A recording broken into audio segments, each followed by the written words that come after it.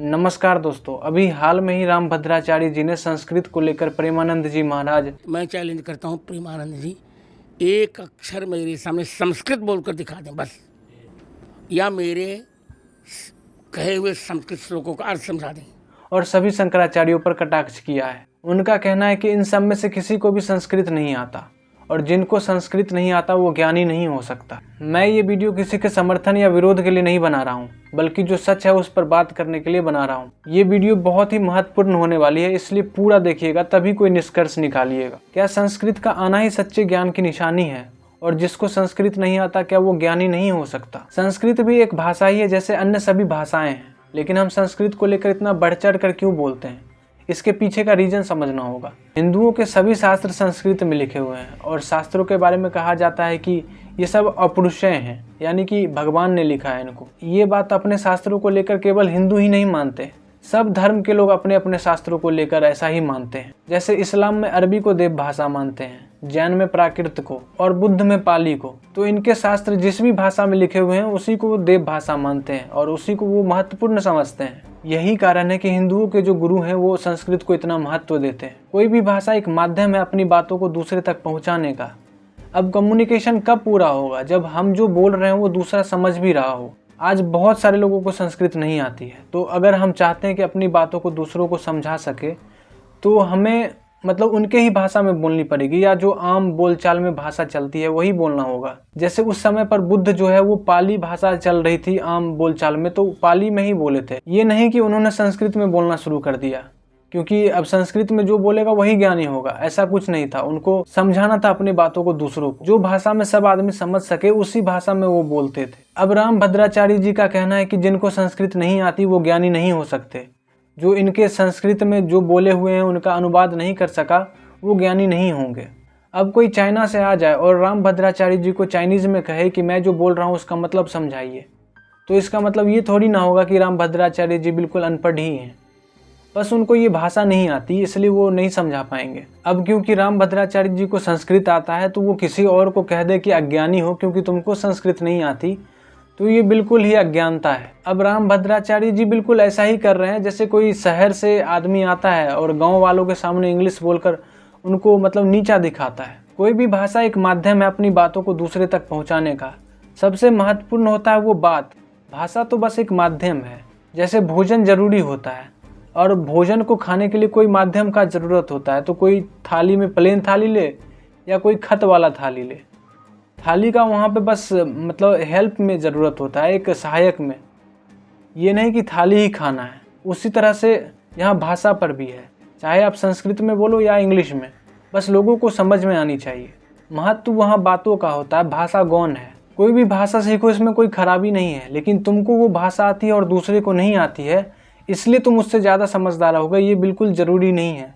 और अगर तुम इस तरह से करते हो कि तुम उससे ज़्यादा समझदार खुद को दिखाने का कोशिश करते हो तो ये समझदारी नहीं बल्कि अहंकार है।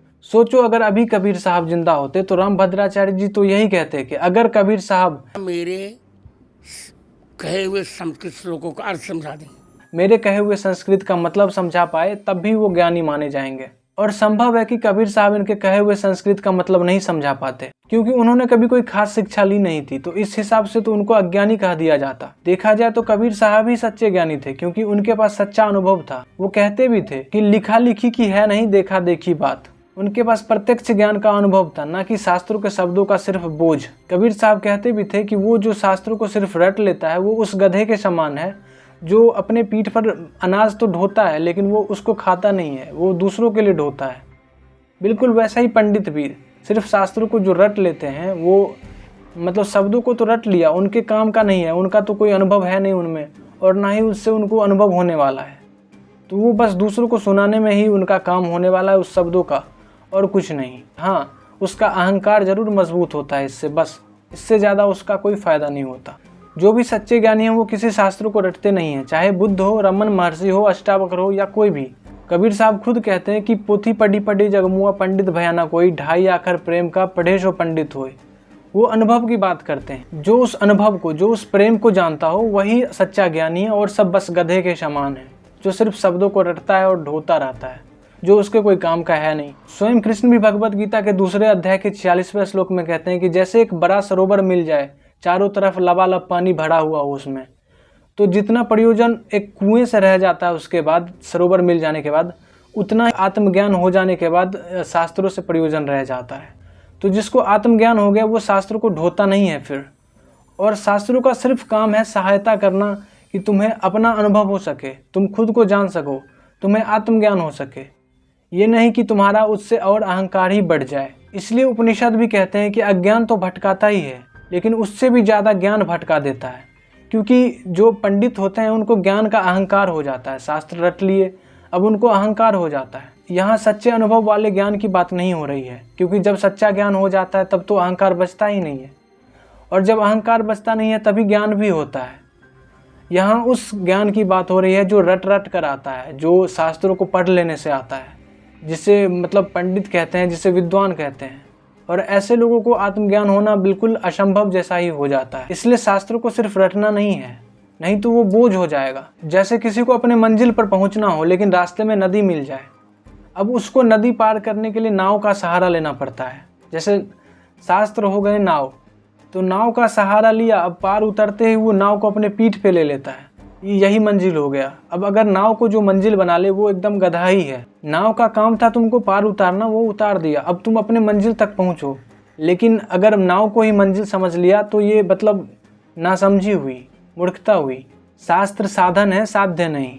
मैं ये नहीं कह रहा कि संस्कृत सीखो ही मत, संस्कृत एक सुंदर भाषा है और सबको सीखना चाहिए, और संस्कृत के साथ साथ और भी भाषाएं सीखनी चाहिए। इससे हमारी बुद्धिमत्ता बढ़ती है, इससे हमारा क्षमता बढ़ता है। किसी भाषा में कोई खराबी नहीं है, लेकिन अगर उसी भाषा को सब कुछ समझ लिया जाए और उसी भाषा को जानने के बाद अपने आप को ज्ञानी समझ लिया जाए और दूसरे को जो नहीं जानते हैं उनको अज्ञानी, तो ये एक मूर्खता है।